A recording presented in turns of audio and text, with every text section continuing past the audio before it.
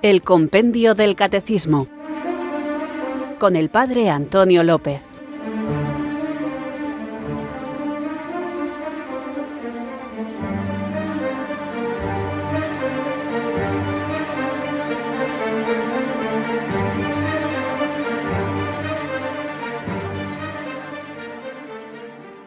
Muy buenas, amantes, buscadores de la verdad. Recibid mi abrazo del Padre Antonio López desde Irurzun, en Navarra, quienes no os conformáis con un conocimiento superficial de las verdades de nuestra fe, que aunque las aceptéis interiormente con la docilidad y sumisión de quienes confían en la palabra de Dios, queréis además fundamentarla en aquello que la Iglesia nos enseña a través de su magisterio, que está plasmado, entre otras cosas, en el Catecismo de la Iglesia Católica y resumido en el Compendio del Catecismo, que dedicamos en este programa el tiempo a profundizar en él.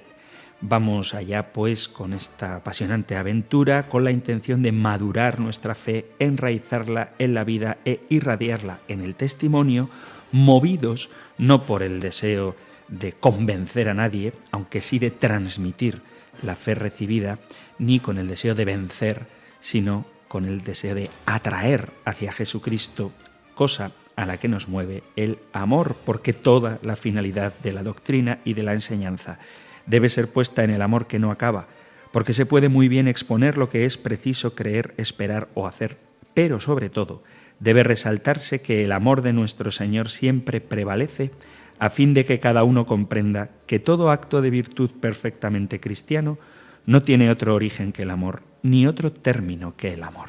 Movidos pues por el amor, vamos a invocar antes de comenzar el don del Espíritu Santo. Pues tú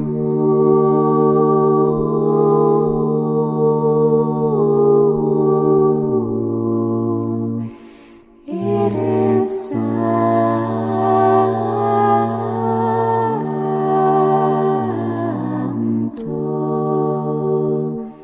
pues tú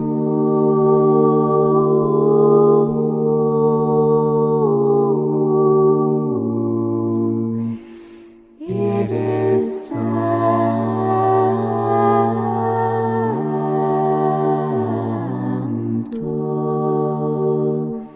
pues tú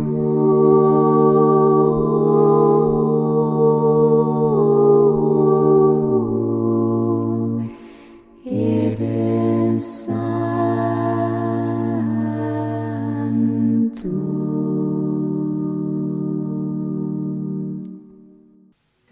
Creo en ti, Señor, pero ayúdame a creer con firmeza. Espero en ti, pero ayúdame a esperar sin desconfianza. Te amo, Señor, pero ayúdame a demostrarte que te quiero, que estoy arrepentido. Ayúdame a no volver a ofenderte. Te adoro, Señor, porque eres mi creador y te anhelo porque eres mi fin. Te alabo porque no te cansas de hacerme el bien y me refugio en ti porque eres mi protector. Que tu sabiduría, Señor, me dirija y tu justicia me reprima. Que tu misericordia me consuele y tu poder me defienda. Te ofrezco, Señor, mis pensamientos. Ayúdame a pensar en ti. Te ofrezco mis palabras. Ayúdame a hablar de ti. Te ofrezco mis obras. Ayúdame a cumplir tu voluntad. Te ofrezco mis penas. Ayúdame a sufrir por ti. Todo aquello que quieres tú, Señor, lo quiero yo, precisamente porque lo quieres tú, como tú lo quieres y durante todo el tiempo que lo quieras. Te pido, Señor, que ilumines mi entendimiento, que fortalezcas mi voluntad, que purifiques mi corazón y santifiques mi espíritu. Hazme llorar, Señor, mis pecados, rechazar las tentaciones, vencer mis inclinaciones al mal y cultivar las virtudes. Dame tu gracia, Señor, para amarte y olvidarme de mí, para buscar el bien de mi prójimo sin tenerle miedo al mundo. Dame tu gracia para ser obediente con mis superiores, comprensivo con mis inferiores, solícito con mis amigos y generoso con mis enemigos. Ayúdame, Señor, a superar con austeridad el placer, con generosidad la avaricia, con amabilidad la ira, con fervor la tibieza. Que sepa yo tener prudencia, Señor, al aconsejar, valor en los peligros, paciencia en las dificultades, sencillez en los éxitos. Concédeme, Señor, atención al orar, sobriedad al comer, responsabilidad en mi trabajo y firmeza en mis propósitos. Ayúdame a conservar la pureza del alma, a ser modesto en mis actitudes, ejemplar en mi trato con el prójimo y verdaderamente cristiano en mi conducta. Concédeme tu ayuda para dominar mis instintos, para fomentar en mí tu vida de gracia, para cumplir tus mandamientos y obtener mi salvación. Enséñame, Señor, a comprender la pequeñez de lo terreno, la grandeza de lo divino, la brevedad de esta vida y la eternidad futura. Concédeme, Señor, una buena preparación para la muerte y un santo temor del juicio para librarme del infierno y obtener tu gloria. Por Cristo nuestro Señor. Amén.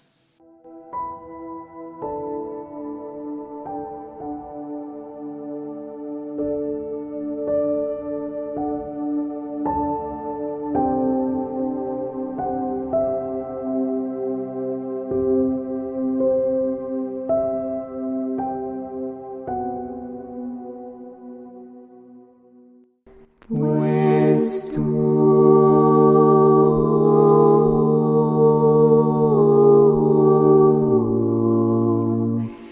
eres santo,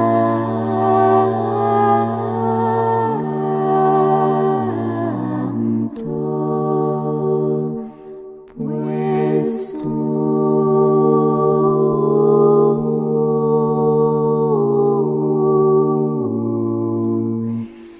eres santo,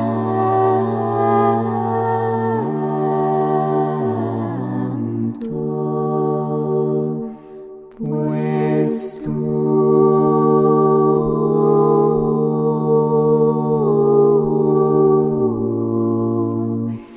eres santo.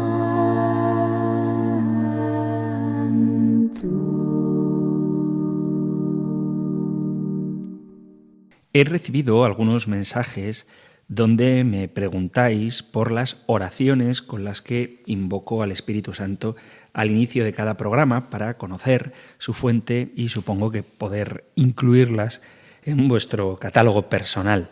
La verdad es que estas oraciones no os puedo decir siempre de dónde proceden porque las cojo de distintas fuentes y hay ocasiones en las que simplemente me pongo con vosotros en presencia del Señor e invoco al Espíritu Santo de manera improvisada y por lo tanto pues no queda más registro de ellas que el programa en concreto en que las hago. Hoy, de manera particular, sí que os puedo dar la fuente y esta oración, que me ha parecido muy bonita, es una oración del Papa Clemente XI. Así que podéis buscarla y, como decía, incorporarla en vuestra propia oración personal si os ha gustado y en cualquier caso, juntos con ella, hemos invocado el don del Espíritu Santo. Vamos a continuar con la misma pregunta en la que estábamos en el programa anterior, ¿por qué decimos que la Sagrada Escritura enseña la verdad?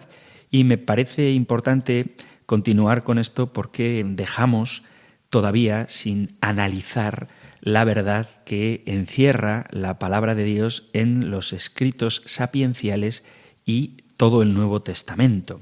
Estuvimos viendo cómo los distintos libros de la Sagrada Escritura nos hablan de la verdad bíblica, entendiendo como verdad lo que es Dios y el plan de Dios con respecto a la salvación del hombre, la importancia que tiene comprender que no debemos leer la Sagrada Escritura con los criterios modernos, puesto que el autor sagrado, el hagiógrafo, pertenece a un tiempo y a una cultura propias y, inspirado por el Espíritu Santo, quiere hacernos llegar un mensaje que no podemos juzgar desde nuestros criterios modernos. Veíamos cómo los relatos del Génesis evocan a la idea de que Dios es el creador de todo y que este Dios quiere establecer una relación con el hombre.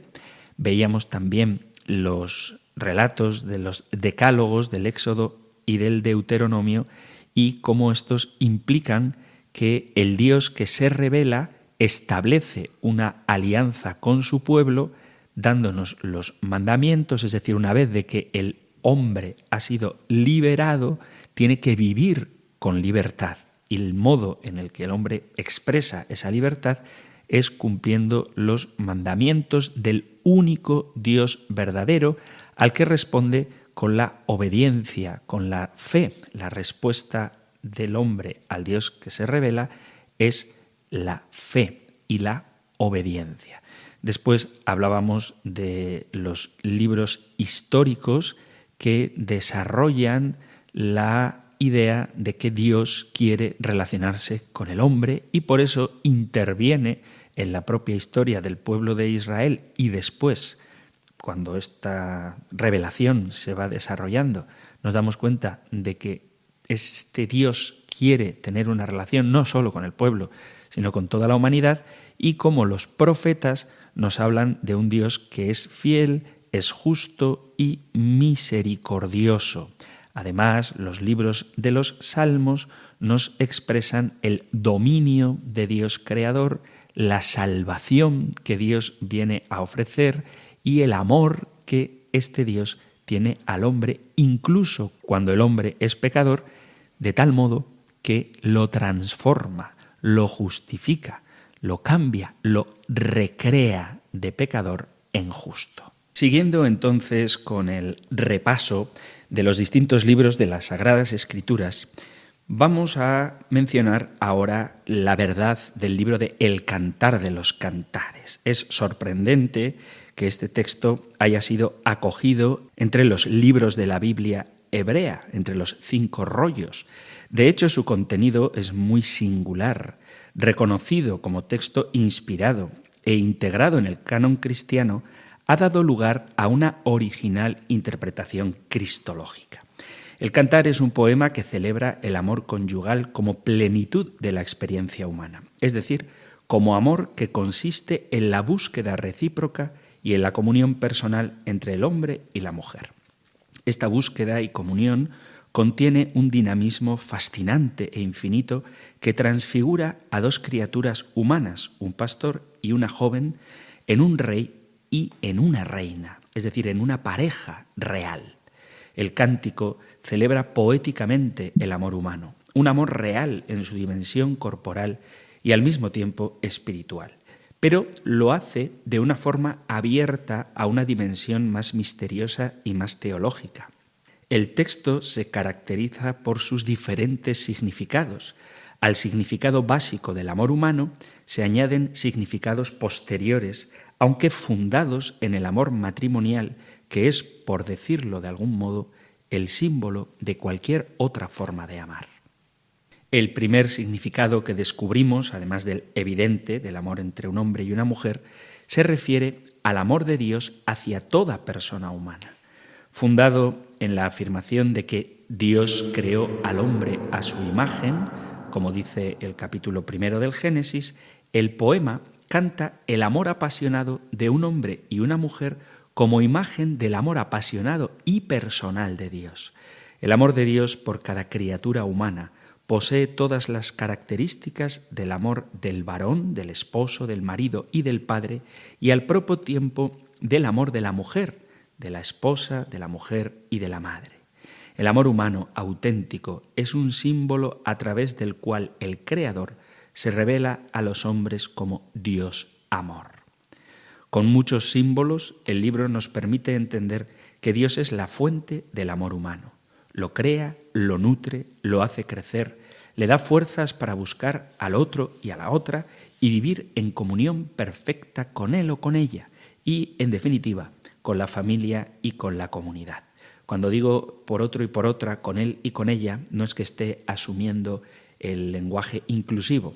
Lo que quiero dejar claro es la reciprocidad, la búsqueda mutua y la comunión mutua con la comunidad, con la familia, con el pueblo, de Dios que busca al hombre y del hombre que busca a Dios.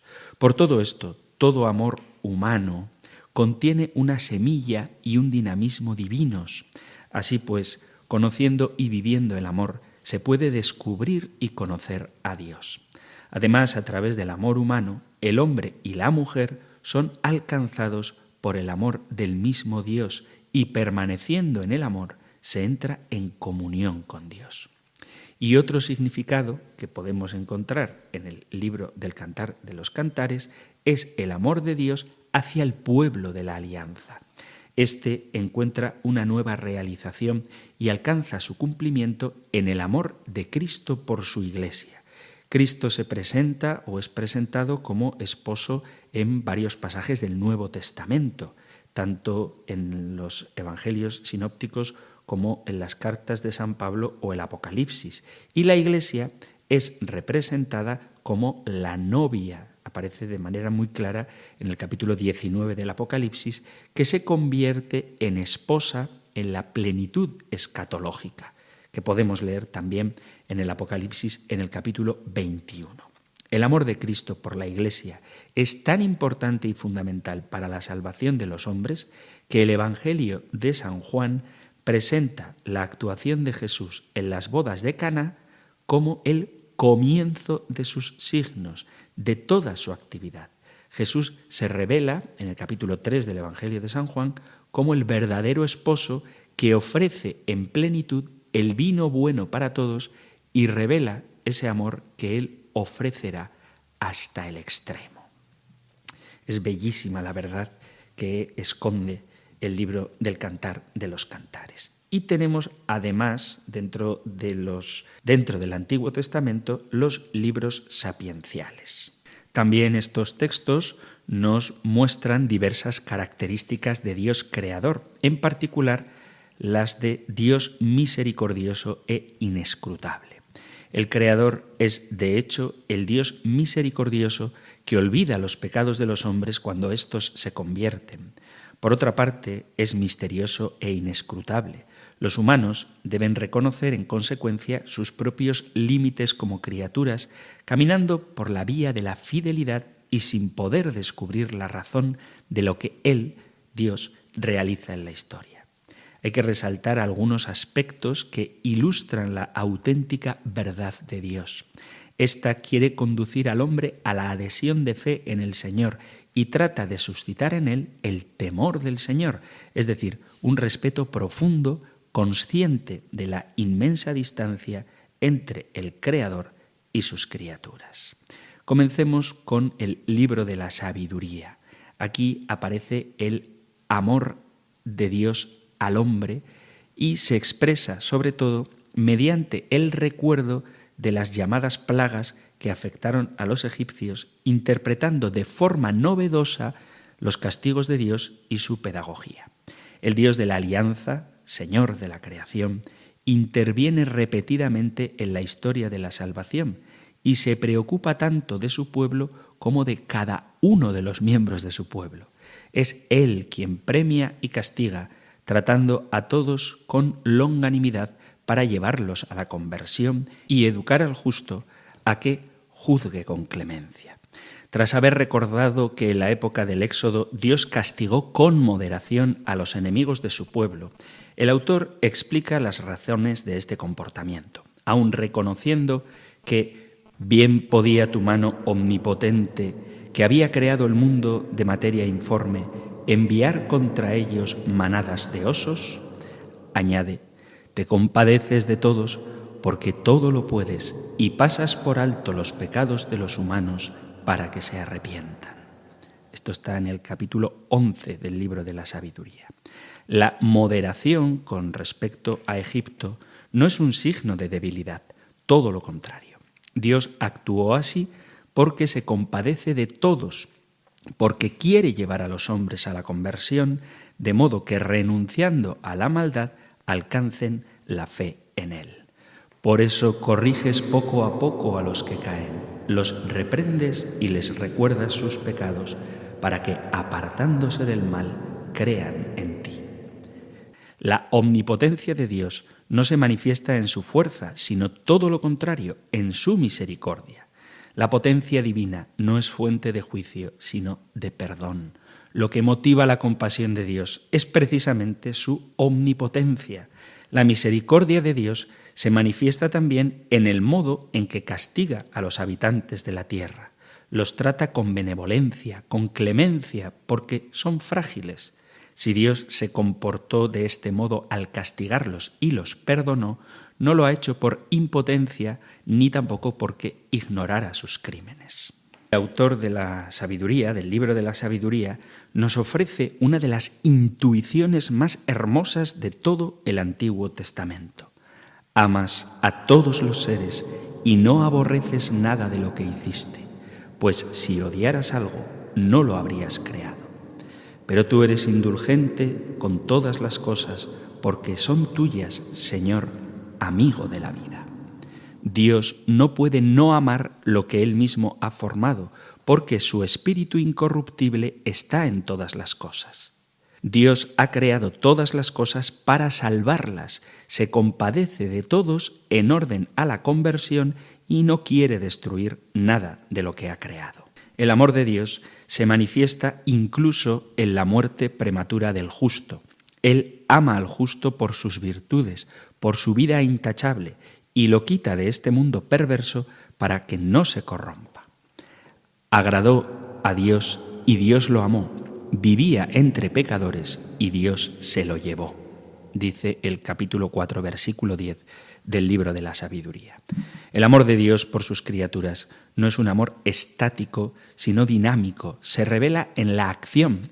El hecho de que las criaturas permanezcan en la existencia y el hecho de que se conserve su ser multiforme, activo, misterioso, son la prueba más tangible del amor de Dios en acción.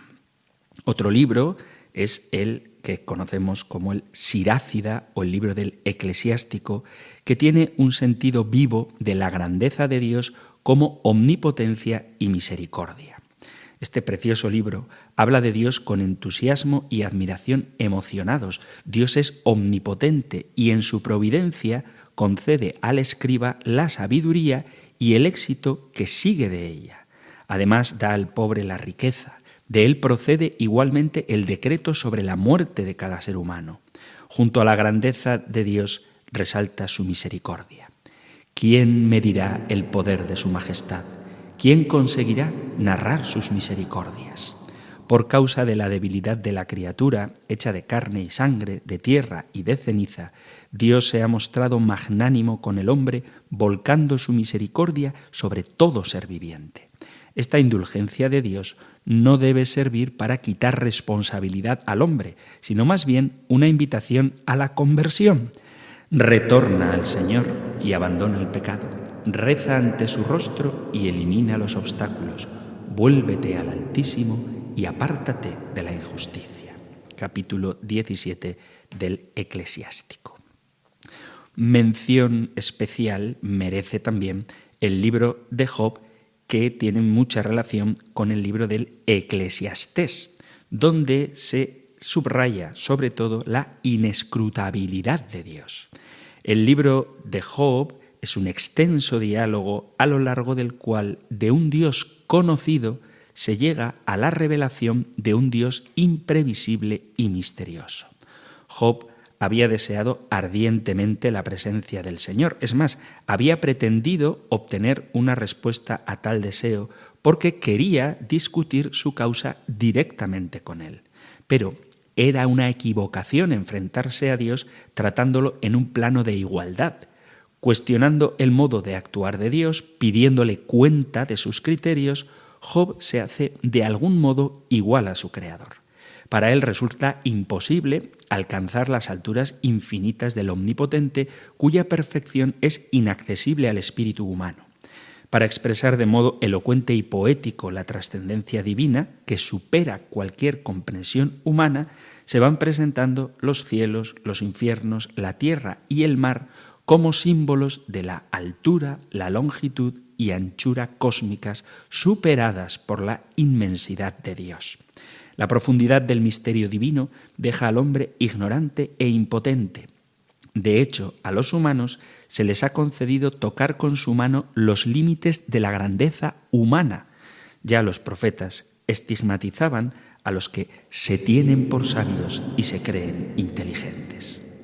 Si bien Dios no responde a ninguna de las preguntas de Job, finalmente hace un discurso bellísimo en los capítulos del 38 al 41 de este libro. En una grandiosa teofanía, en forma de tempestad, Dios toma por fin la palabra, no para replicar a los que habían hablado, sino más bien para someter a Job a una especie de interrogatorio, para orientarlo hacia el misterio de su persona. En el discurso divino se suceden las preguntas, que son muchas y rápidas, y van acompañadas a veces de amplias descripciones. Dios hace que Job entienda su ignorancia, sus límites como criatura, frente a los cuales aparece la sabiduría ilimitada de Dios. En todos los interrogantes del Señor subyace una afirmación clara. Dios está presente en su creación, que en su variedad infinita sigue siendo un misterio para el hombre. Los criterios humanos de juicio no son adecuados para afrontar los misterios de la creación. Job había conocido a Dios de oídas, según los modos tradicionales de una teología basada sobre el principio rígido de la retribución. Tras el largo discurso de Dios, lo conoce por fin de forma más adecuada. Al final de su lucha confiesa: reconozco que lo puedes todo, que ningún proyecto te resulta imposible. Dijiste: ¿quién es ese que enturbia mis designios sin saber siquiera de qué hablar? Es cierto, hablé de cosas que ignoraba, de maravillas que superan mi comprensión. Job ha encontrado su lugar, su puesto, y pudo descubrir la grandeza de Dios y lo inaccesible de su omnipotencia. Su encuentro con Dios le ha revelado la vanidad de su pretensión de plantear un proceso a Dios. Sigue siendo un hombre que sufre, pero sin pretensiones. Al final se encuentra a sí mismo, se encuentra como polvo y de ese modo se vuelve más verdadero y más humano.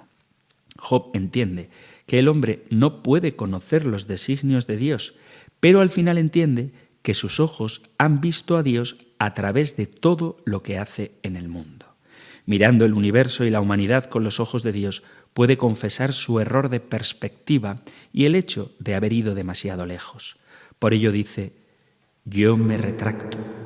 Para Job, la sabiduría consiste ahora en confesar que es posible reconocer que Dios es justo sin necesidad de comprenderlo totalmente, y el hombre puede comprometerse en la fidelidad a Él sin conocer de principio a fin el sentido de lo que Dios ha hecho.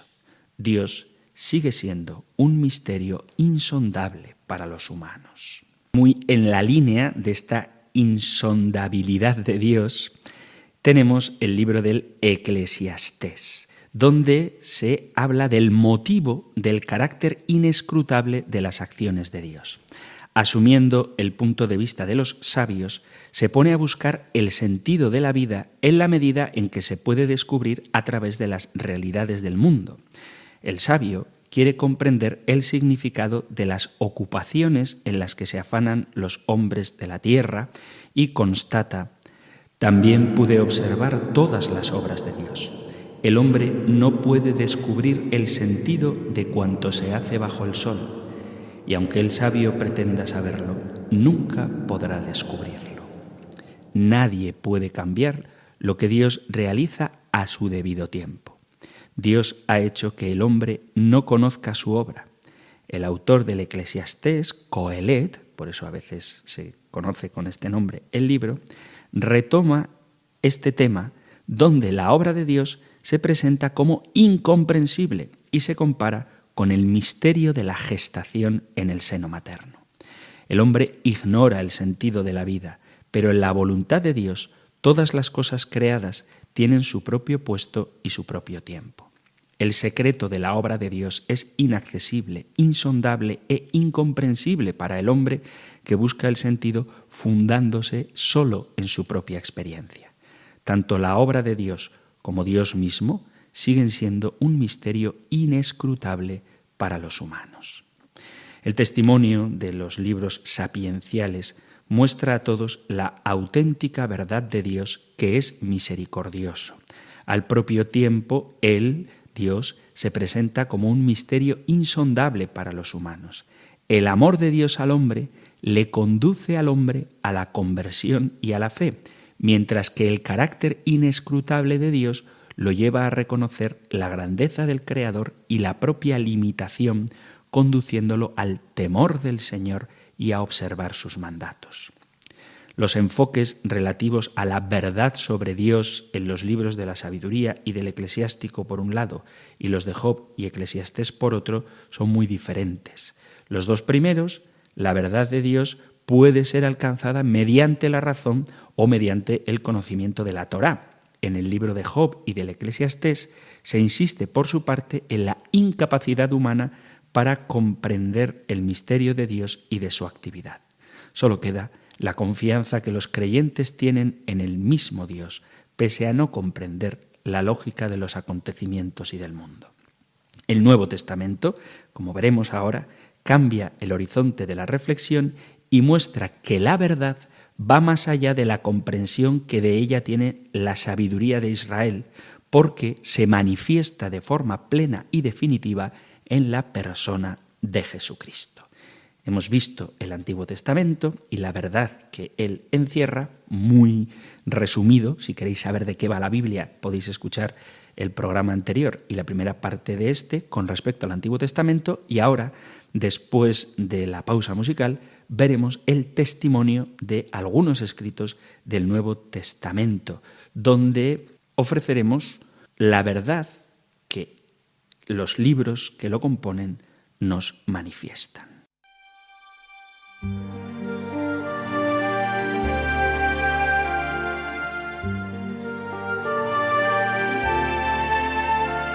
A ti, Señor, levanto mi alma, Dios mío, en ti confío,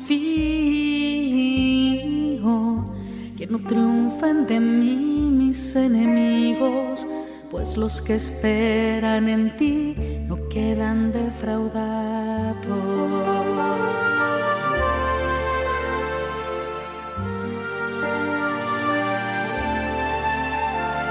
Señor, enséñame tus caminos, instrúyeme en tus sendas, haz que camine con lealtad. Enséñame porque tú eres mi Dios.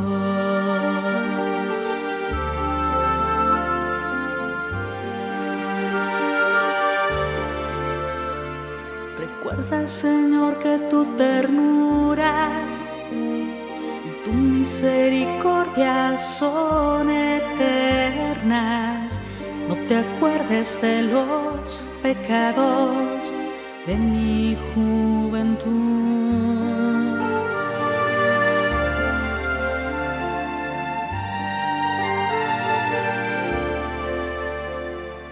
El Señor es bueno y recto y enseña el camino a los pecadores,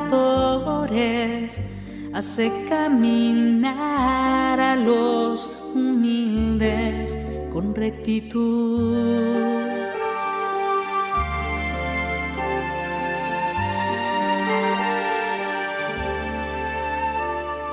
Mírame, oh Dios, y ten piedad de mí, que estoy solo y afligido.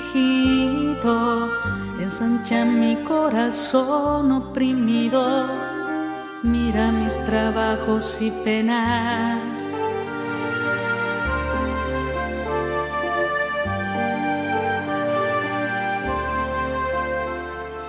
Guarda mi vida y líbrame, no quede yo defraudado, de haber acudido a ti, porque yo, Señor, espero en ti.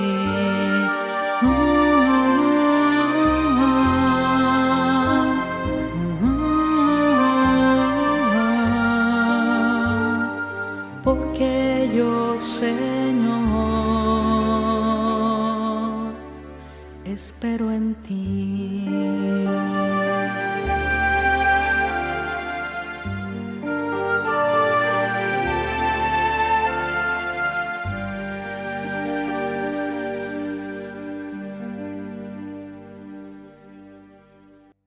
Continuamos con nuestra aventura formativa a través de este espacio de la emisora de la Virgen de Radio María, el Compendio del Catecismo, que podéis escuchar cada día de lunes a viernes de 4 a 5 de la tarde, una hora antes si nos escucháis desde las Islas Canarias. Después de haber repasado la verdad que encierran los distintos libros de la Sagrada Escritura en el Antiguo Testamento, vamos a centrarnos ahora en algunos testimonios del Nuevo Testamento. Sabéis que el Nuevo Testamento se divide en evangelios, cartas apostólicas y el libro del Apocalipsis. Vamos a intentar, pues, seguir esta misma división para encontrar la verdad que se esconde. O bueno, que se esconde, no, antes al contrario, que se revela en estos escritos. Entre los libros de la Biblia ocupan un lugar sobresaliente los evangelios porque son el testimonio escrito de la revelación divina en su punto culminante. En ellos encontramos, de hecho, la automanifestación de Dios Padre a través de su Hijo, el cual, hecho hombre, vivió, sufrió y murió, y con su resurrección elevó nuestra naturaleza humana a la gloria divina. Dei Verbum, la Constitución dogmática, afirma: la verdad íntima tanto acerca de Dios como de la salvación humana transmitida por medio de esta revelación brilla para nosotros en Cristo. Y concluye de esto que entre todas las escrituras, incluso del Nuevo Testamento, los evangelios gozan de una merecida superioridad, pues son el principal testimonio acerca de la vida y doctrina del Verbo, nuestro Salvador. El mismo texto del Concilio Vaticano II afirma además el origen apostólico de los 4 evangelios. Mediante el testimonio escrito de los evangelios, los apóstoles, como testigos oculares y ministros de la palabra, según dice San Lucas, y sus discípulos vinculan la Iglesia con el mismo Cristo. Dei Verbum reafirma así el mismo carácter histórico de los evangelios, los cuales transmiten fielmente lo que Jesús, viviendo entre los hombres, hizo y enseñó realmente para su eterna salvación. Luego describe el proceso que condujo a la forma actual de los evangelios. Estos no pueden ser reducidos a creaciones simbólicas, míticas o poéticas de autores anónimos, sino que son relatos fiables de los hechos de la vida y del ministerio de Jesús. Sería erróneo pretender una equivalencia exacta entre cada uno de los elementos del texto y las particularidades de los hechos, porque ello no responde ni a la naturaleza ni a la finalidad de los evangelios. Los diversos factores que modifican los relatos y crean diferencias entre ellos no impiden una presentación creíble de los hechos. También es inadecuado el supuesto que teoriza acerca de la discontinuidad entre Jesús y las tradiciones que dan testimonio de él, o bien el desinterés o la incapacidad de presentarlo de manera adecuada. Así que los evangelios establecen una relación veraz con el verdadero Jesús.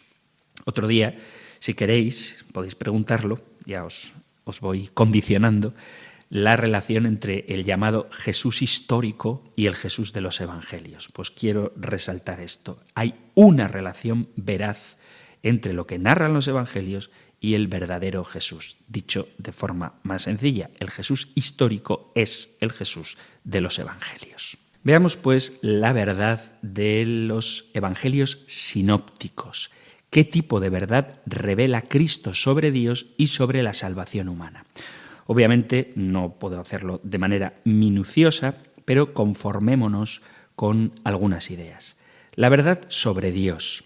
Jesús dice en el Evangelio de Mateo y en el Evangelio de Lucas, Mateo 11, Lucas 10, todo me ha sido entregado por mi Padre, y nadie conoce al Hijo más que el Padre, y nadie conoce al Padre sino el Hijo, y aquel a quien el Hijo se lo quiera revelar.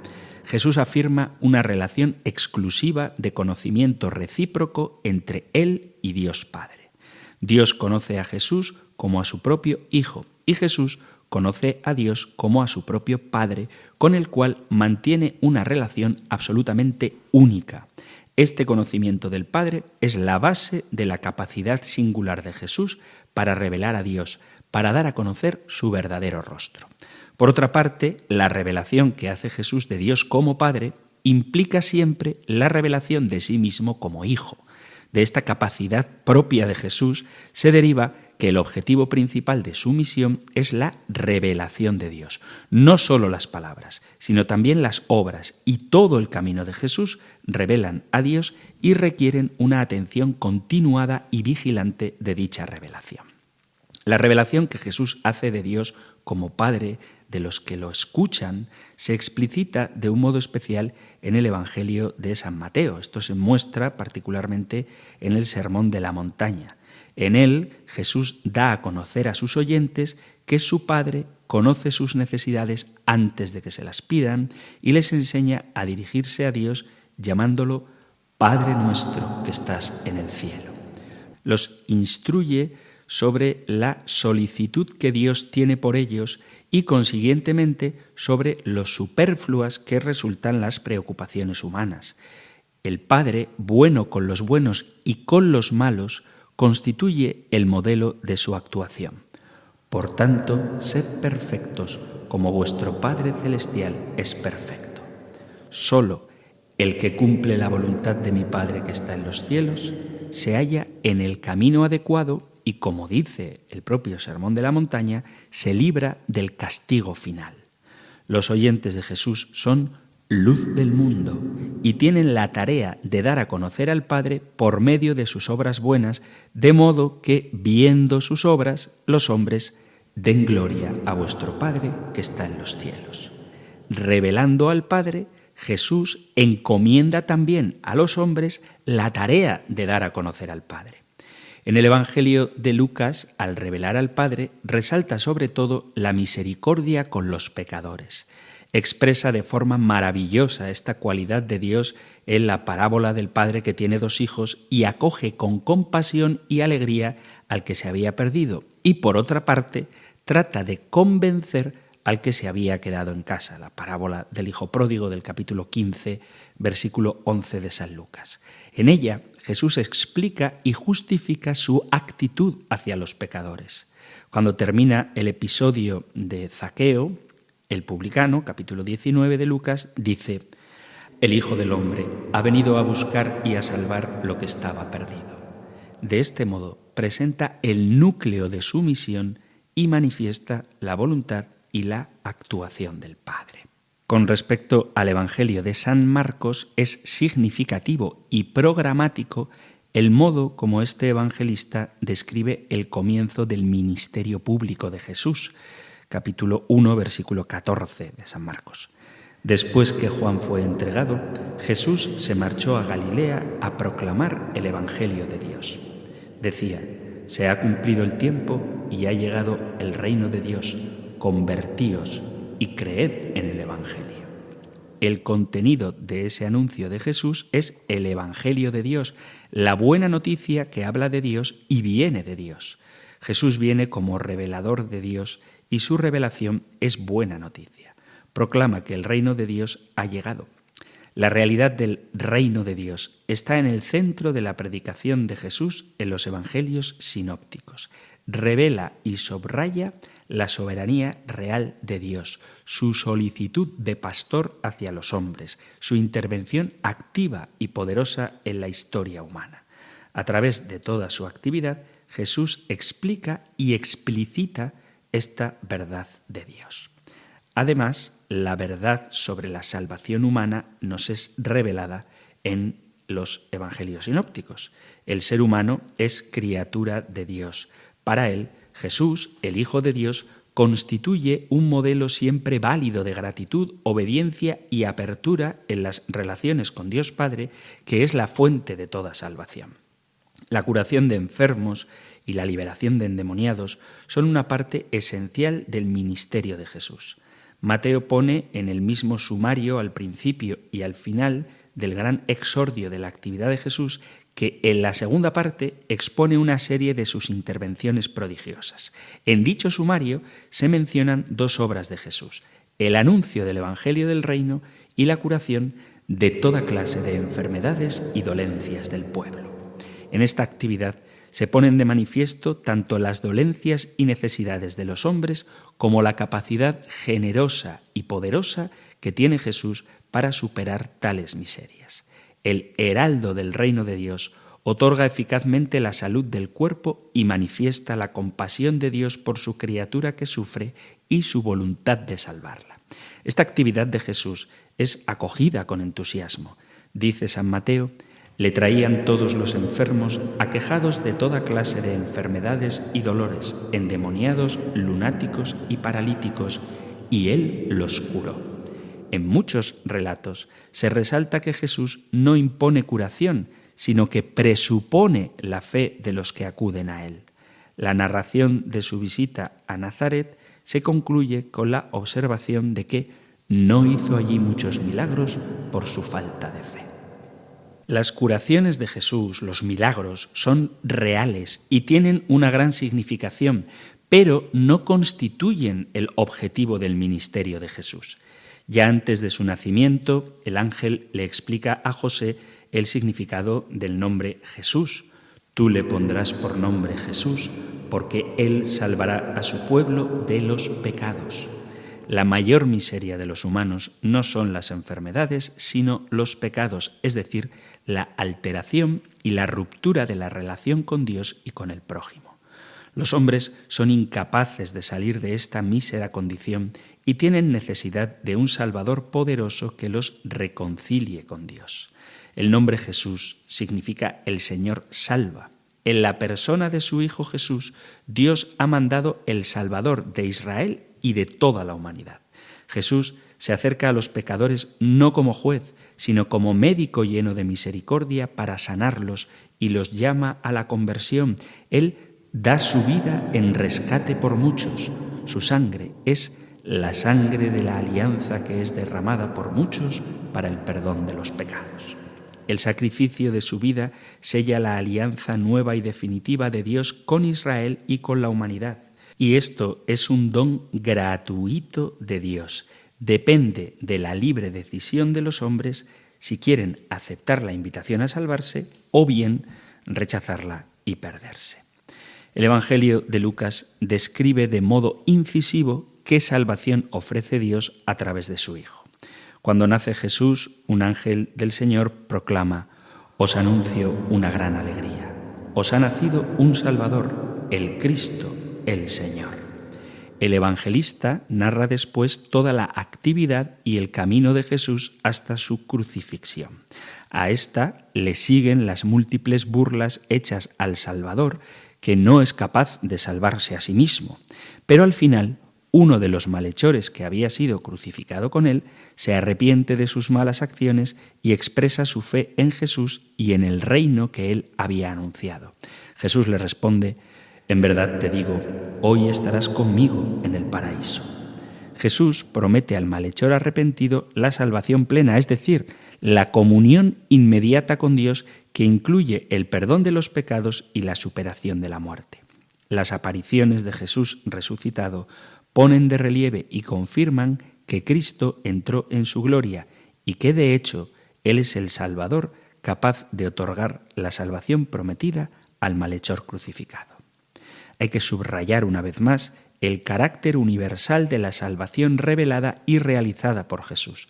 Su misión se dirige primero al pueblo de Israel, pero está destinada a todos los pueblos. Su evangelio se anuncia en todo el mundo y sus discípulos son enviados a todos los pueblos. Dios, pues, ha enviado a Jesús como Salvador de toda la humanidad.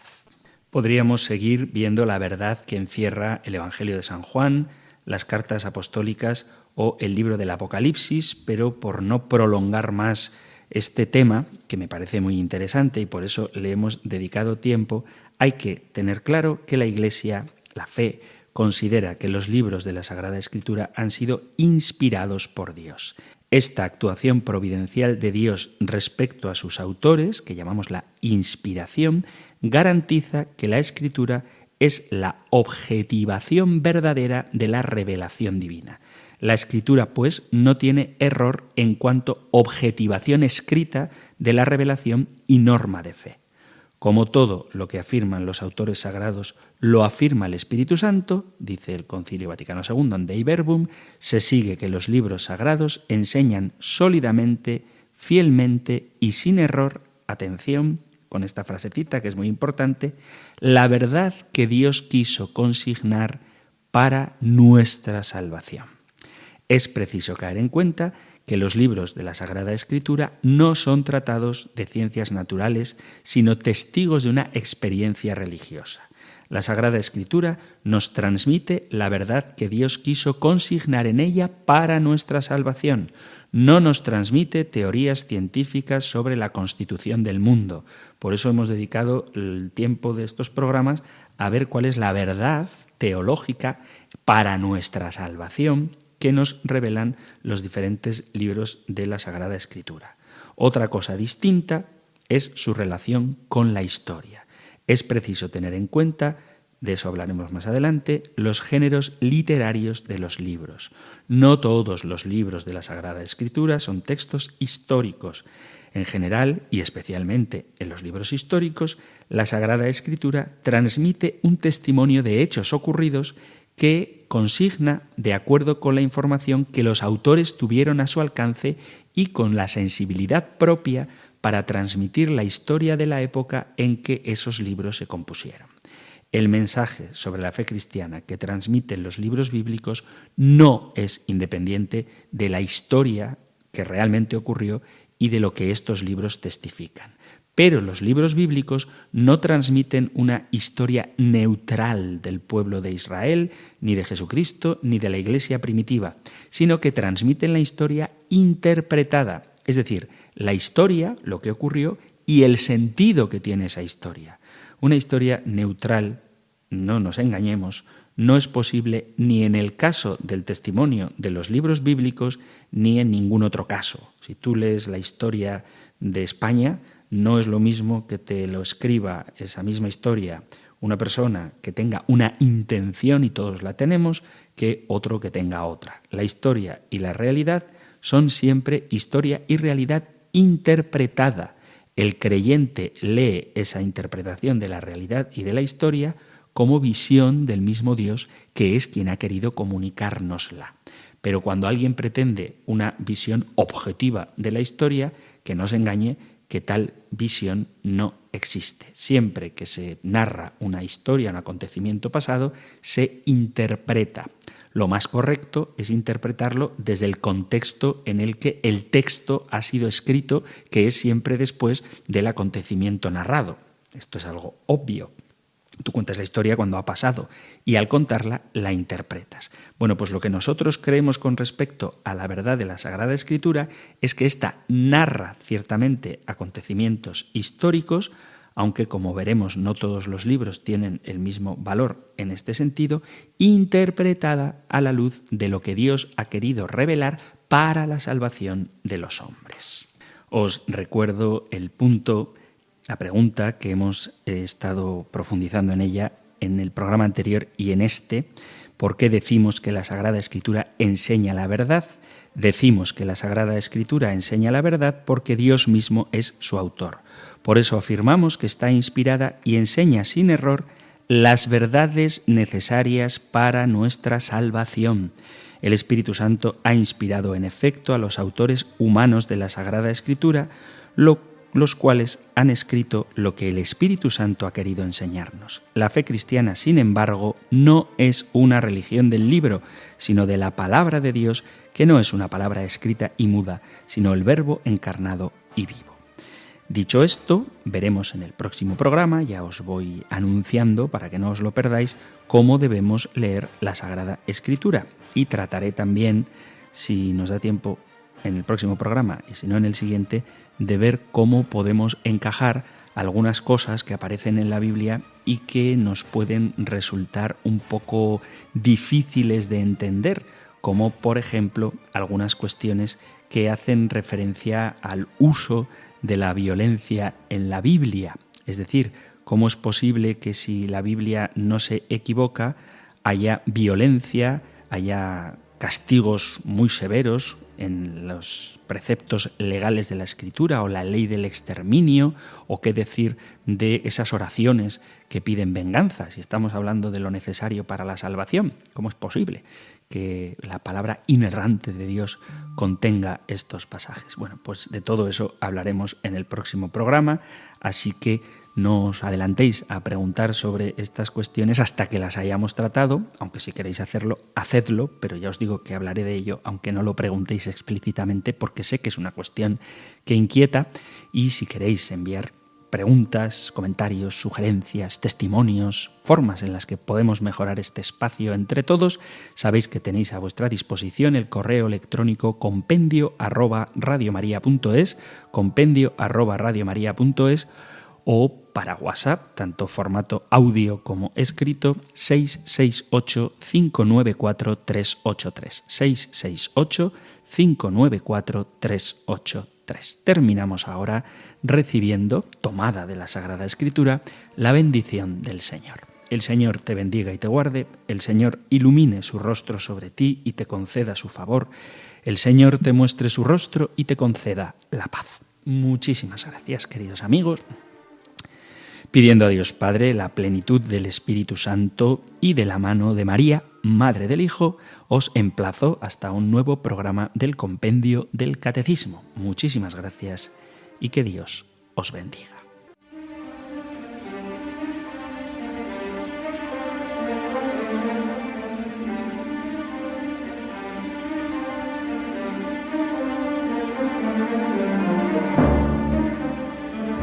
El Compendio del Catecismo con el Padre Antonio López.